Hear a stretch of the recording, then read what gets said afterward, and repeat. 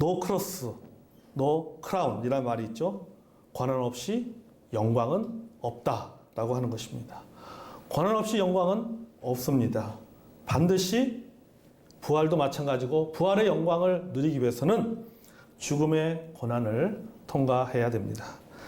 성경의 많은 부분이 고난에 대해서 말하고 있습니다.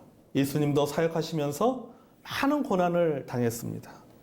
예수님이 당한 고난을 우리가 성경을 통해 살펴보면 주로 뭐 제사장이라든지 또는 뭐 서기관, 또 바리새인들 이런 종교 지도자들에게 고난을 당하셨을 뿐만 아니라 또 많은 예수님을 주변에서 보았던 많은 그런 군중들로부터도 예수님은 고난을 당하셨습니다.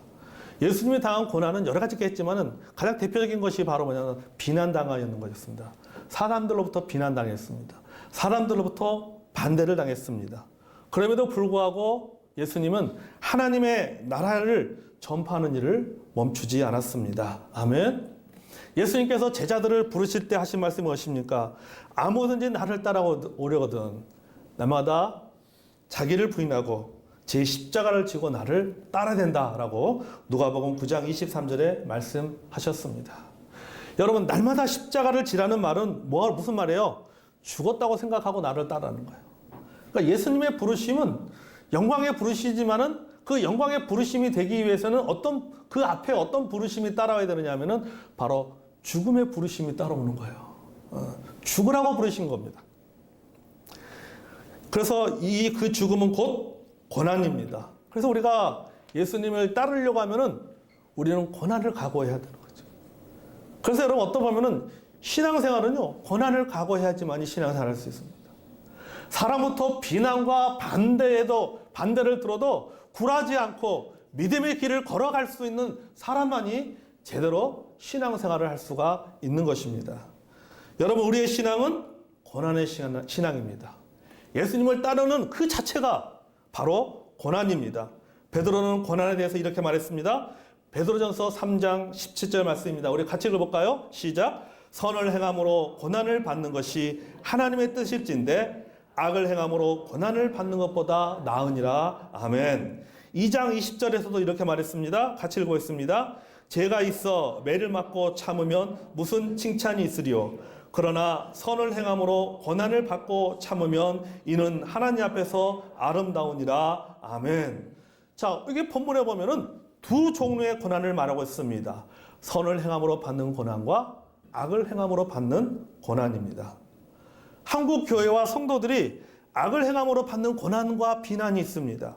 윤리적인 문제, 상식적으로 이해가 되지 않는 그런 문제들, 때로는 지나친 정치적인 행동으로 세상으로부터 비난받거나 법정에 서는 일들이 있습니다. 여러분, 이런 일들은 변명의 여지가 없습니다. 믿는 사람들이 더하다고 말해도, 그렇게 비난해도 그것을 기꺼이 받아들이고 수용을 해야 됩니다. 왜냐하면 우리가 잘못해서 받는 고난이기 때문이죠. 우리가 잘못해서 받는 비난이기 때문입니다. 그래서 어떠한 욕설을 한다 할지라도 그걸 받아들여야 되는 거예요. 그거는. 왜? 우리가 잘못했기 때문에. 때로는 그것이 내가 잘못한 것이 아니라 할지라도 누군가 예수를 믿는 어떤 누군가가 잘못한 것이라 할지라도 우리는 신앙의 연대성이라고 하는 그러한 연대성을 갖고 있기 때문에 우리는 그 비난을 들을 수밖에 없는 것입니다. 그걸 달게 받아들일 수밖에 없는 것입니다. 그러나 여러분, 사방에서 교회를 비난하고 반대하고 적대적으로 생각하는 분위기 속에서도 하나님의 복음은 거침없이 담대하게 증거돼야 됩니다. 아멘. 왜냐하면 그 복음이 영혼을 살리기 때문에, 가정을 살리기 때문입니다. 민족을 살리고 세상을 치유할 수 있는 유일한 방법이 바로 복음이기 때문에 세상이 아무리 교회를 반대하고 내 주변의 사람들이 아무리 믿는 사람들을 비난하고 반대하고 악평을 한다 할지라도 하나님의 그 복음은 거침없이 담대하게 증거되어야 된다는 사실입니다. 아멘. 오늘 본문에 등장하는 바울을 통해서 우리가 이 메시지들을 배우기를 원합니다. 첫째, 세상의 비난에도 불구하고 복음은 거침없이 전해져야 됩니다. 아멘. 여러분, 오늘 본문에 보면요, 바울은 여러 가지 고난들을 겪으면서 로마에 왔습니다. 그의 신분은 제수입니다. GSO 신분으로 로마에 들어왔습니다. 그러니까 일종의 이제 가택연금이 된 상태입니다. 바울이 로마에 왔다는 이야기를 듣고 로마에 살고 있는 그런 유대인들이 바울을 만나러 왔습니다. 그들에게 바울이 말합니다. 자신이 어떻게 제수의 몸이 되어서 이곳 로마까지 오게 되었는지에 대해서 이야기를 합니다. 한마디로 말하면 이런 내용이죠. 억울하게 왔다는 겁니다. 로마 정부에서는 당신은 죄가 없습니다라고 무죄 풀어주려고 했었는데 유대인들이 반대했다는 거죠. 반대해가지고 어쩔 수 없이 내가 황제에게 상소를 하게 됐고요. 자기는 로마 시민권이 있기 때문에 법정에서 상소할 수 있는 그런 권한을 갖고 있기, 권리를 갖고 있기 때문에 어쩔 수 없이 자기가 이제 로마에까지 오게 되었다라고 그렇게 자신의 상황을 이야기했습니다. 억울하게 왔다는 것이죠. 뿐만 아니라 자신의 무죄와 더불어서 자신이 이스라엘 민족을 얼마나 사랑하는지에 대해서도 말했습니다. 그러니까 여러분 이게 보십시오. 바울이 제수가 된 것은 악을 행했기 때문이 아닙니다. 그가 범죄를 했기 때문에 제수가 되어서 로마에 온 것이 아닙니다. 무엇 때문에 로마에 오게 됐어요? 바로 복음을 전한다는 신앙적인 이유 때문에 제수가 된 거예요. 하나님이 부르신 그 사명을 감당한다라고 하는 그 하나님이 주신 그 사명 때문에 그가 억울하지만 제수의 몸이 되어서 로마에 오게 된 거예요. 바울의 이야기를 들은 유대인들이 이렇게 말합니다. 21절을 보겠을까요? 21절 한번 읽어보겠습니다. 시작. 그들이 이르되 우리가 유대에서 내게 대한 편지도 받은 일이 없고 또 형제 중 누가 와서 내게 대하여 좋지 못한 것을 전하든지 이야기한 일도 없느니라. 아멘. 자, 사람들이 말합니다. 유대인들이 뭐라고 말합니까? 우리가 당신에 대해서 좋지 못한 것을 전해 들은 바가 없습니다라고 말합니다. 이 말은 뭡니까? 당신이 인격적으로 문제가 있고 당신이 많은 어떤 죄를 범해서 윤리적인 어떤 죄를 범해서 굉장히 사람들에게 부정적인 평가를 받고 있다라고 하는 그 이야기를 들은 적이 없다는 거예요. 지금 유대인들이 그걸 말하고 있는 것입니다. 이 말은 로마에 살고 있는 유대인들은 바울의 무죄를 인정하고 있었다라고 하는 겁니다. 바울이 로마에 온 것은 무슨 죄를 범해서 로마에 온 것이 아니다라고 하는 것을 로마에 살고 있는 유대인들은 알고 있었다라고 하는 거죠. 이 말은 그들에게는 바울에 대한 신뢰가 있었던 것이죠. 바울 그 자체에 대해서는 굉장히 좋게 평가를 하고 있었다라고 하는 겁니다. 그러니까 바울은 굉장히 긍정적이고, 바울은 이 사람 참 똑똑하고, 이 사람은 굉장히 신실하고, 또 이 사람은 뭔가 어떤 그런 일들을 잘하고, 또 이스라엘 민족을 사랑하고, 도덕적으로도 참 어떤 깨끗한 삶을 살았던 사람이다라고 하는 것을 로마 유대인들은 인정을 하고 있었다는 거죠. 그러니까 바울 자체에 대해서는 인정을 한 거예요. 그런데 22절 볼까요? 같이 하겠습니다. 시작. 우리가 너의 사상이 어떠한가 듣고자 하니 이 파에 대해서는 어디서든지 반대를 받는 줄 알기 때문이라 하더라. 아멘. 자, 이 파에 대해서는, 다시 말해서 예수 그리스도에 대해서는, 복음을 전하는 것에 대해서, 복음에 대해서는 어디서든지 반대를 받는 줄 알기 때문이다. 바울에 대해서는 신뢰했지만 바울이 전하는 복음에 대해서는 의문을 품고 있었다. 어디서든지 반대를 받는다. 사람에 대한 반대가 아닙니다. 사람에 대한 비난이 아닙니다. 복음에 대한 비난이죠.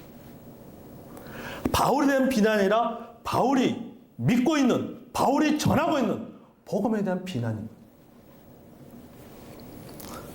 예수님에 대한 비난을 하고 있는 것입니다.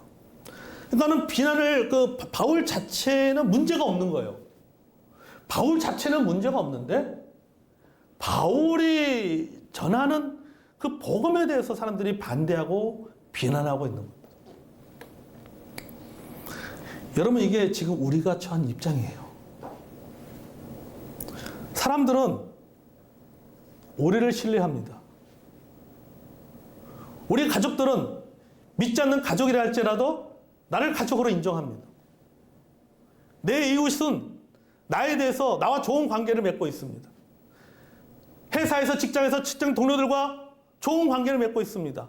사람들이 내가 직장에서 하는 그 업무에 대해서, 업무적인 능력에 대해서 인정해 줍니다. 그리고 신뢰를 받습니다. 그렇지만 우리가 좋은 관계를 갖고 있지만은 신앙에 대한 이야기가 나오면, 교회에 대한 이야기가 나오면, 복음에 대한 이야기가 나오면 어디서든지 무조건 반대하고 비난합니다. 나에 대해서 반대하는 것이 아닙니다. 나에 대해서 비난하는 것이 아닙니다. 내가 믿는 그 믿음에 대해서 반대하고, 내가 믿는 그 믿음에 대해서, 내가 전하는 그 복음에 대해서 비난하고 악평하는 것입니다. 나를 반대하는 것이 아닙니다. 나를 비난하는 것이 아닙니다. 내가 믿는 믿음에 대해서 비난하는 것이고, 내가 고백하는 그 예수님에 대해서 반대하는 것입니다. 여러분 그렇지 않습니까? 여러분의 형제간에, 집안의 형제간에 아무리 관계가 좋아도 안 믿는 형제는 내가 신앙에 대한 이야기만 나오면은 갑자기 사람이 돌변해집니다. 믿음에 대해서, 교회에 대해서, 예수님에 대해서, 한국 기독교에 대해서 여지없이 비난하고 비판합니다. 그렇지 않나요? 아무리 좋은 관계고 아무리 신뢰받는 관계를 할지라도 신앙의 문제에 대해서 이야기를 꺼내면은 그것에 대해서는 여지없이 반대합니다. 여지없이 비난합니다. 그런데 여러분, 이게 오늘날만 그런 게 아니에요. 예수님 때도 그랬습니다. 초대교회 때도 그랬습니다. 그들도 늘 비난에 시달렸습니다. 늘 반대에 부딪히고 불신자들로부터, 이단들로부터 끊임없이 공격을 당했습니다. 비방당하고 오해받고 고소당하고 박해를 견뎌내야만 했습니다. 그게 초대교회 성도들의 신앙생활이었어요.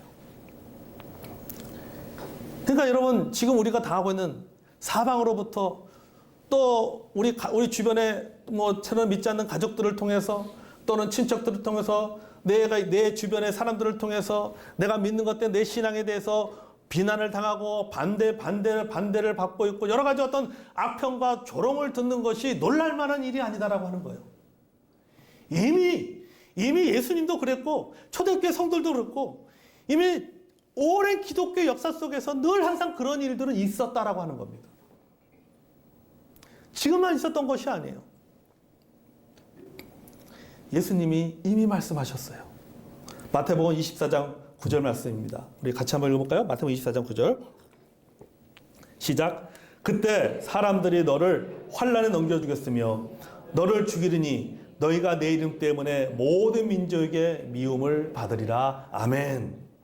여기 보십시오. 너희가 내 이름 때문에 모든 민족에게 미움을 받게 된다. 누구 때문에? 내 이름 때문에. 내 이름이 누굽니까? 예수님의 이름 때문에, 신앙 때문에 사람들에게 미움을 받게 된다, 비난받게 된다라고 예수님께서 이미 말씀하고 계시는 겁니다. 그러나 여러분, 이렇게 예수님의 이름 때문에 미움을 받고 고난을 받고 핍박받는 그런 상황 가운데서도 교회는 성장을 했습니다. 복음은 증거되었습니다. 많은 믿음의 사람들은 당당하게 자신들의 믿음을 드러내면서 살았습니다. 우리도 그렇게 살아야 됩니다. 아멘. 아무리 세상이 우리의 믿음을 비난하고 교회를 반대하고 부정하고 악평해도 우리는 우리의 믿음을 당당하게 드러내고 말해야 될 줄로 믿습니다. 기죽어서는 안 됩니다. 위축되어서도 안 됩니다. 당당하게 우리의 믿는 바를 알려야 됩니다. 우리의 신앙을 우리가 고백하면서 살아가야 될 줄로 믿습니다. 아멘.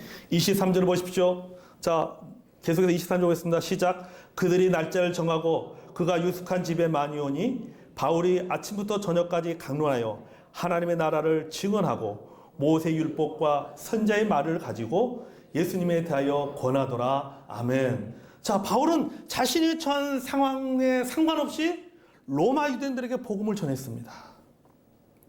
이스라엘의 소망이신 예수 그리스도를 전했습니다. 디모데후서 2장 2절에 이렇게 말합니다. 복음으로 말미암아 내가 죄인과 같이 매인 데까지 고난을 받았으나 하나님의 말씀 뭐라고요? 매이지 아니하니라. 바울은 가택연금을 당한 상태입니다. 자신의 몸은 매였습니다. 그러나 자신의 입은 매이지 않았습니다. 나는 매였지만은 하나님의 복음은 매이지 않은 거예요. 여러분, 우리는 매일 수 있습니다. 우리는 격리당할 수 있습니다. 우리는 비대면이 될 수 있습니다. 그러나 하나님 말씀까지 메워서는 안 된다고 하는 거죠. 하나님의 복음이 멈춰서는 안 됩니다. 우리의 믿는 바까지 비대면이 되어서는 안 됩니다. 아멘. 하나님의 말씀은, 하나님의 복음은, 우리의 믿음은 계속해서 표현돼야 되고 담대하게 거침없이 나아가야 되고 전파해야 될 줄로 믿습니다. 아멘. 여러분, 우리가 그렇게 살아가야 돼요. 그래야 돼요. 그러니까 위축될 필요가 없어요. 기죽을 필요가 없어요. 어느 순간 많은 믿는 분들이 위축되어져 있는 것을 보게 됩니다. 기가 죽어 있는 것을 보게 됩니다. 자신의 믿음에 대해서 당당하게 드러나지 못하고 말하지 못하는 것을 보게 됩니다. 여러분, 그럴 필요 없어요. 예수님 이름 때문에 비난을 받는 것은 그것은 당연한 겁니다. 그 비난과 그 반대가 나를 향한 비난과 반대가 아니라 내가 믿는 믿음에 대한 비난과 반대예요. 그럴 때 여러분, 우리가 별로 그것에 대해서 여러분 기죽을 필요 없고 사도 바울처럼 담대하게 거침없이 우리의 믿음을 표현할 줄 아는 저 여러분이 되기를 원합니다. 아멘. 둘째, 결과에 상관없이 복음은 거침없이 전해져야 됩니다. 바울이 하나님의 나라를 전하고 예수 그리스도를 전하자 두 가지 반응이 일어났습니다. 24절에 보니까 이렇게 말하고 있어요. 그 말을 믿는 사람도 있고 또 믿지 아니한 사람도 있다. 여러분, 항상 모든 일에는 두 가지 반응이 나타나게 되어 있습니다. 자신 믿는 믿음에 대해서 복음에 대해서 전한다고 모든 사람이 다 믿는 것은 아닙니다. 그렇다고 모든 사람이 다 부정하거나 모든 사람이 다 반대하는 것도 아니에요. 100%는 없습니다. 부정과 긍정, 긍정과 부정은 있기 마련이에요. 항상 모든 일에는. 여러분, 우리가 이 세상에서 아무리 좋은 일을 하고 사랑을 베풀고 선한 목적으로 일을 해도 모든 사람이 다 그 일에 동의하는 것은 아닙니다. 모든 사람이 다 그 일을 좋게 평가하는 것은 아닙니다. 선한 일에도 비난은 따라옵니다. 사람을 살리는 복음을 알려줘도 그것에 대해 반대하는 사람들, 안티 세력은 존재하기 마련이에요. 이것이 세상입니다. 이게 현실이에요. 구약의 이사야 선지자가 이미 예언했습니다. 26절과 27절을 보겠습니다. 자, 26절, 27절 읽어볼까? 시작. 일러스되 이 백성에 가서 말하기를 너희가 듣기는 들어도 도무지 깨닫지 못하며 보기는 보아도 도무지 알지 못한도다. 이 백성들의 마음이 우둔하여져서 그 귀로는 둔하게 듣고 그 눈은 감았으니 이는 눈으로 보고 귀로 듣고 마음으로 깨달아 돌아오면 내가 고쳐줄까 함이라 하였으니 아멘. 여러분, 우리의 문제가 아니라는 겁니다. 듣고 받아들이는 그들의 태도가 문제예요. 그러면 여러분, 결과에 대해서 또 논쟁에 대해서 너무 신경 쓸 필요가 없다는 거죠. 깨닫지 못하는데 귀를 막고 눈을 감았는데 우리가 어떻게 할 수 있겠습니까? 이미 그들은 듣기 전에 말하기 전에 눈을 막아버렸습니다. 귀를 막아버렸어요. 그들을 설득하거나 변화시키는 것은 애초에 불가능한 것입니다. 그저 우리는 하나님의 부르심에 따라서 우리가 해야 될 사명을 감당하면 됩니다. 아멘. 30절과 31절을 보겠습니다. 3절과 31절. 자, 읽어봐요. 시작. 바울이 온 이태를 자기 셋집에 머물면서 자기에게 오는 사람들을 다 영접하고 하나님의 나라를 전파하며 주 예수 그리스도에 관한 모든 것을 담대하게 거침없이 가르쳤더라. 아멘. 자, 읽어보십시오. 담대하게 거침없이. 여러분, 지금 우리에게 필요한 태도가 바로 이것입니다. 사방으로부터 교회가 비난을 받든 사방으로부터 우리의 믿음이 비난을 당하든 사람들이 고소하고 비난하고 악평하고 조롱한다 할지라도 우리는 우리의 사명, 우리의 믿음, 나를 변화시키고 구원받게 한 복음을 우리는 담대하게 거침없이 표현하고 전해야 됩니다. 아멘. 그렇게 전해요. 여러분, 신앙은요, 레디컬입니다. 복음은 레디컬이에요. 다시 말하면 신앙은 급진적입니다. 복음은 급진적이에요. 우리의 믿음은 여러 급진적인 것입니다. 그렇지 않으면 밀리는 거예요. 우리의 신앙이 레디컬이 되지 않으면, 우리의 믿음이 레디컬이 되지 않으면, 우리의 신앙, 우리의 믿음이 급진적이 되지 않으면 우리는 밀리게 되어 있어요. 여러분, 세상의 비난과 사방에서 들려오는 반대의 목소리가 사라질 때까지 기다린다면 우리는 아무것도 할 수가 없어요. 우리의 신앙은 무너지고 맙니다. 교회 역사, 우리의 교회는 역사 속으로 사라지고 마는 것입니다. 비난과 반대는 결코 사라지지 않습니다. 우리가 주님 앞에 가는 그날까지, 주님이 재림하는 그 순간까지 2000년 전에 했던 그 악평과 비난과 조소가 오늘날에도 있을 것이고, 오늘날도 있고 앞으로도 계속 있을 겁니다. 내가 그 비난과 그 반대가 다 사라질 때까지 기다리고 그 다음에 내 믿음을 표현하겠다. 그때 내가 나의 신앙을 보여주겠다라고 한다면 우리는 아무것도 할 수가 없는 거예요. 왜냐? 결코 사라지지 않기 때문에. 여러분, 비난과 반대를 받고 싶지 않다면 한 가지 방법이 있습니다. 내가 비난과 반대를 받고 싶지 않아 한 가지 방법이 있어요. 그것은 신앙을 버리면 돼요. 교회를 떠나면 됩니다. 예수님을 배반하면 됩니다. 그러면 절대 욕먹지 않습니다. 절대 비난 듣지 않습니다. 절대 반대 목소리 듣지 않습니다. 따라하겠습니다. 그렇지 않고는 방법이 없다. 그렇지 않고는 방법이 없어요, 사실. 여러분 보세요. 바울이 왜 제수가 되었습니까? 바울이 왜 유대인들에게 미움받는 사람이 되었습니까? 바울 자체가 문제가 있어서 그런 게 아니잖아요. 바울이 믿는 그 믿음 때문에, 바울이 전하는 그 복음 때문에 자기 민족들에게 미움을 받고 자기 민족들에게 고소를 당하는 그런 일들을 겪고 있는 거예요. 우리가 마찬가지입니다. 평생 내가 신앙생활하는 이상은 평생 동안 우리는 여러분 비난을 받을 수밖에 없어요. 심지어는 내 사랑하는 가족들에게, 심지어는 내 자녀들에게, 아니면은 부모님에게도 나는 신앙의 문제에 있어만큼은 비난당하고 반대받을 수밖에 없는 거예요. 어쩌면 그것이 우리 믿는 사람의 운명이에요.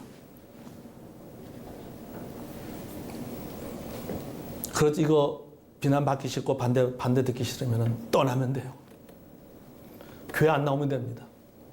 신앙생활 안 하면 돼요. 그러면 그 순간 비난과 반대의 소리는 없어져 사라집니다. 하지만 내가 믿음의 길을 가겠다라고 생각하면 우리는 각오해야 됩니다. 그러니까 예수님의 부르심은 무슨 부르시나요? 죽으라고 부르신 거잖아요. 내가 신앙생활 시작할 때는 죽었다 생각하고 고난받을 각오를 하고 신앙생활을 하는 겁니다. 미국에서 9.11 테러가 나고 그 뉴욕에 있는 큰 그 빌딩이 무너졌습니다. 소방대원들이 그 무너진 빌딩 속에 갇혀있는 수많은 사람들을 그들이 구하기 위해서 들어갔습니다.